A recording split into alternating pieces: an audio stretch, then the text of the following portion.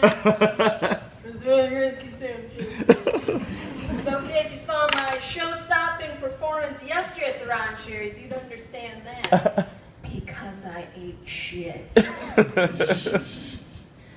So it's my first week of classes at NMC.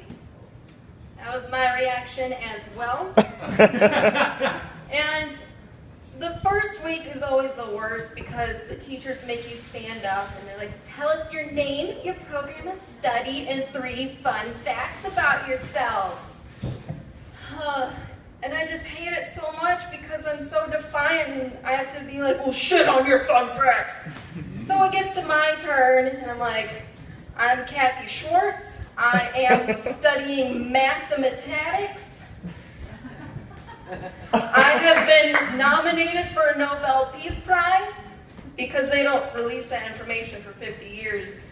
So you can say you've been nominated for a Nobel Peace Prize and they can't check. Put that on your resume, you're welcome.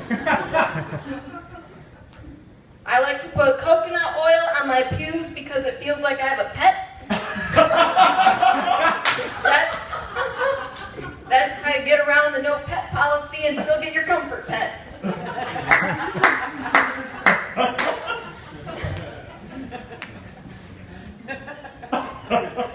This is where I'm at in my life, you guys.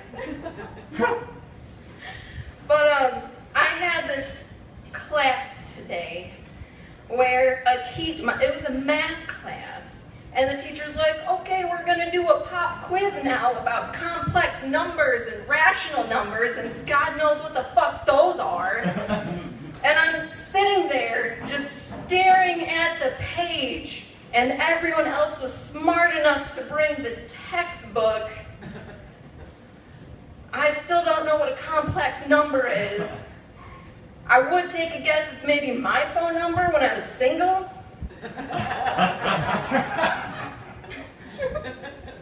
But I've had 4 hours of sleep today because my roommate is so paranoid about carbon monoxide, which is valid, I guess, because, you know, who doesn't want to die in their sleep? I would. That'd be fucking great right now.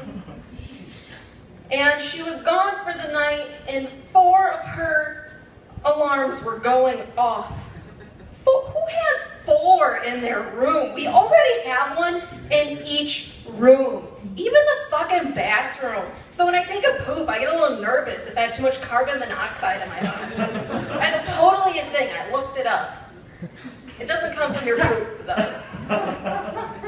There's some light reading. Wow. Happens a lot.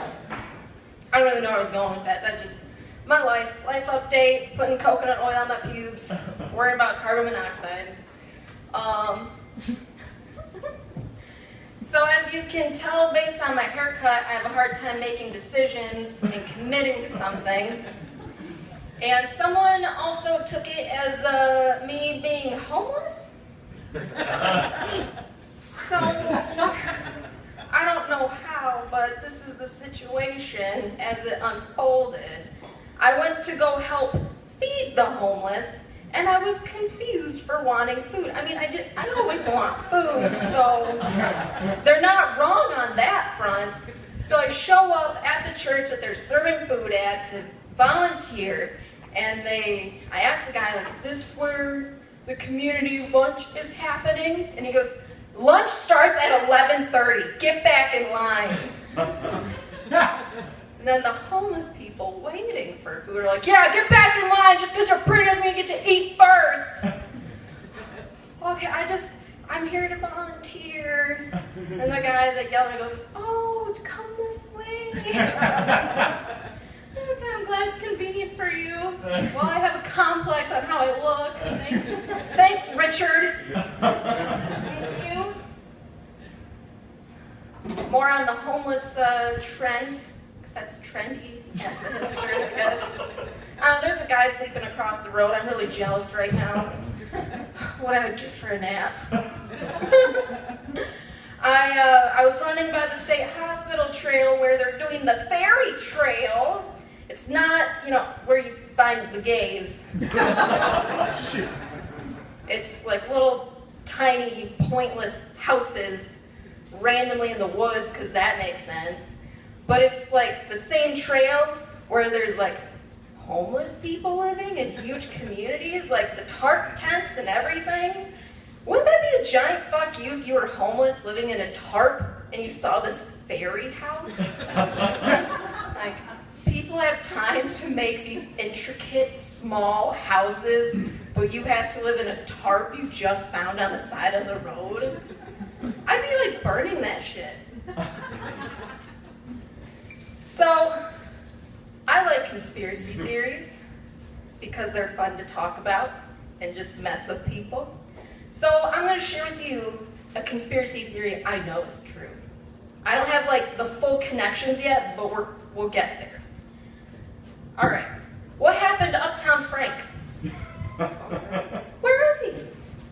Isn't it convenient that he stopped driving around downtown Traverse City when Bruno Mars donated $1 million to Flint? Was it a bet? Did Uptown Frank save Flint? Well, I mean, not like save Flint, but like help him out. Now, I don't know how like driving in Traverse City 3 hours away from the problem is but it's they met at some point. Uptown Frank was a vet, and maybe, I don't know, like they met at a fundraiser, he's like, hey, Bruno, what's up, bro? Because he's like, 7-year-old man, so he talks. He's like, what if I drove around downtown Traverse City 8 times a day, almost every day? Would you donate $1 million?